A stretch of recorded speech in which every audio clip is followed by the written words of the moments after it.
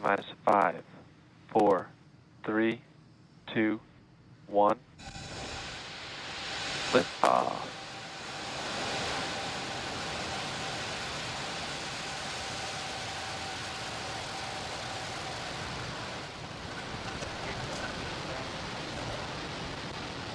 Stage 1 chamber pressure is nominal.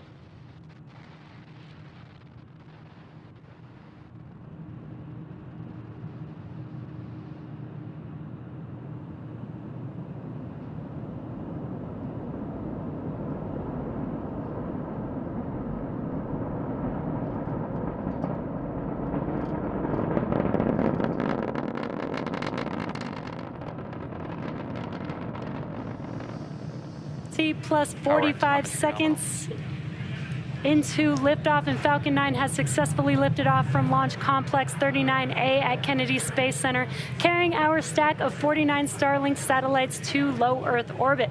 Now, moments ago, we did throttle down the engines in preparation for Max-Q, Supersonic. and that is maximum aerodynamic pressure.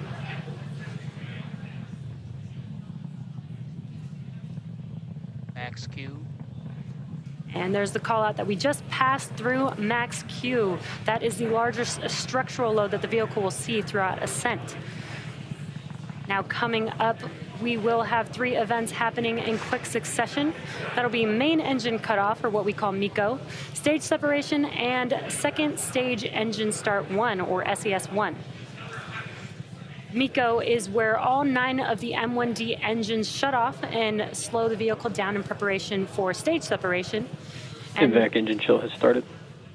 And that's just a call out that the engine chill on the second stage is getting ready for ignition.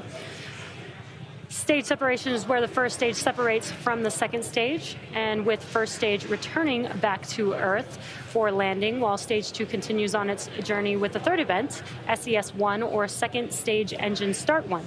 And that's where the MVAC engine ignites up and propels the second stage along with the Starlink satellites to their targeted drop-off orbit. We're just about 10 seconds or so away from those 3 events, and they will be followed by fairing deploys shortly after SES-1 as well.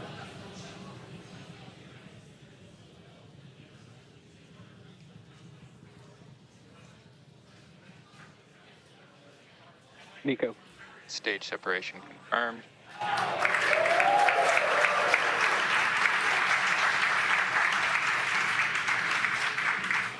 MVAC ignition.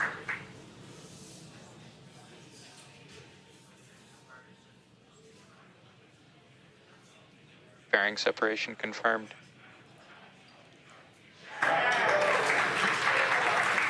We have got some great views, all 4 of those events that I mentioned, MECO, stage separation, SES-1, and fairing deploy, all visually confirmed on your screen.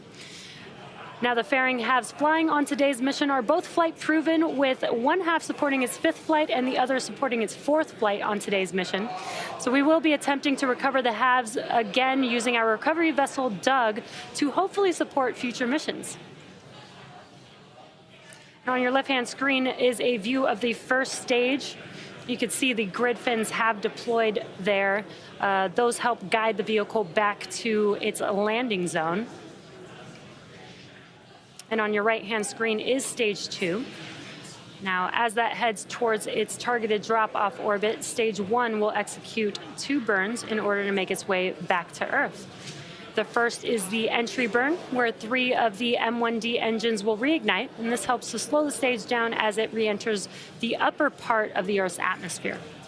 Then the second burn is the landing burn. This is the single engine burn that brings the vehicle speed down very rapidly in order to touch down on our drone ship. Again, a shortfall of gravitas today. Acquisition of signal, Bermuda. And that's just a call out that we have connected with a ground station on the second stage. And as you can see on your screen, we've got some incredible views today, a daytime launch with Earth looking amazing in the background of both the first and second stage views.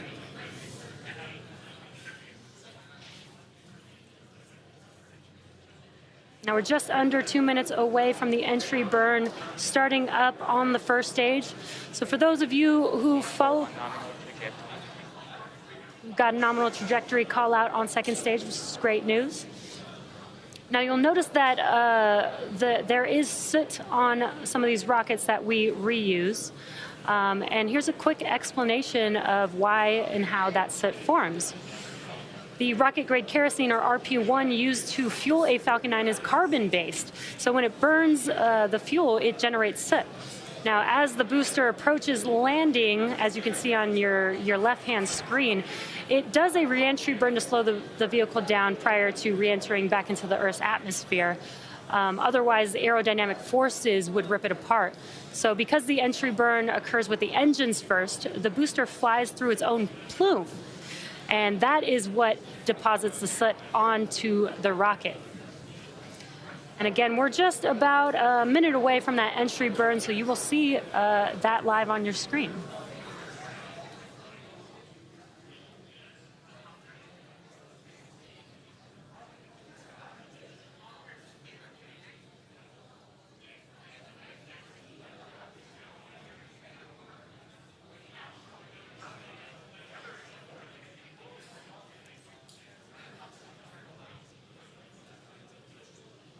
Again, we've got some great views of our Starlink mission today. On your left-hand screen, that is the first stage booster making its way back to Earth, and on your right-hand screen is the second stage taking the satellites to their drop-off orbit. Stage 1 FTS is saved.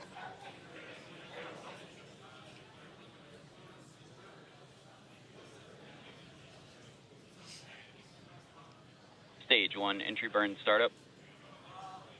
And there you can visually see on your left-hand screen, the entry burn has begun on that first stage. This will last about 20 seconds or so long. Stage 1 entry burn shutdown. Stage 2 FTS is saved.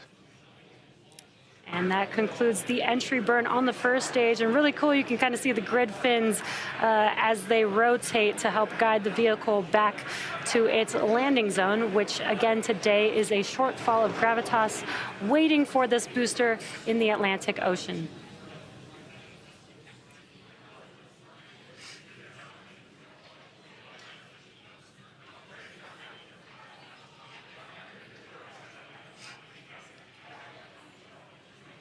We're just under a minute away from the landing burn beginning on the first stage. Again, have some incredible views. Stage 1 is transonic. This is a view of the aft end of the second stage, looking at the MVAC engine.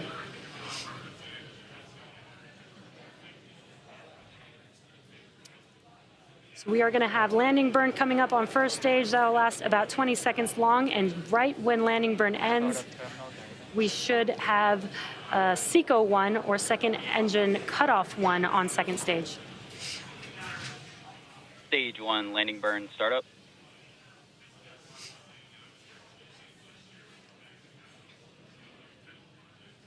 There's that call out that the landing burn has begun on first stage. And it looks like we have a live view Stage of the 1 drone landing ship. leg deploy.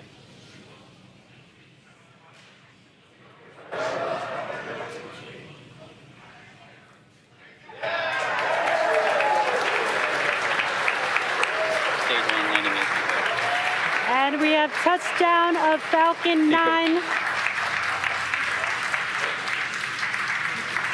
And through the cheering, we also heard that call out for SECO 1, which is great news.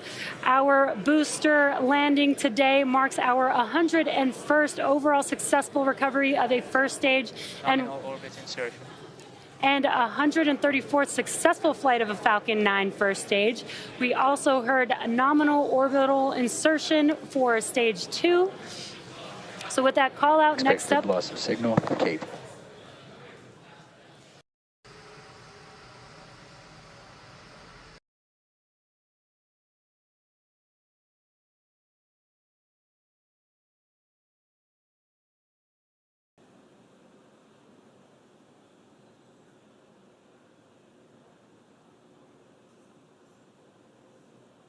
Payload deploy confirmed. And there is that confirmation. We got a live view as it was deploying from the vehicle. Those Starlink satellites are making their way, separating from second stage right in front of you right now.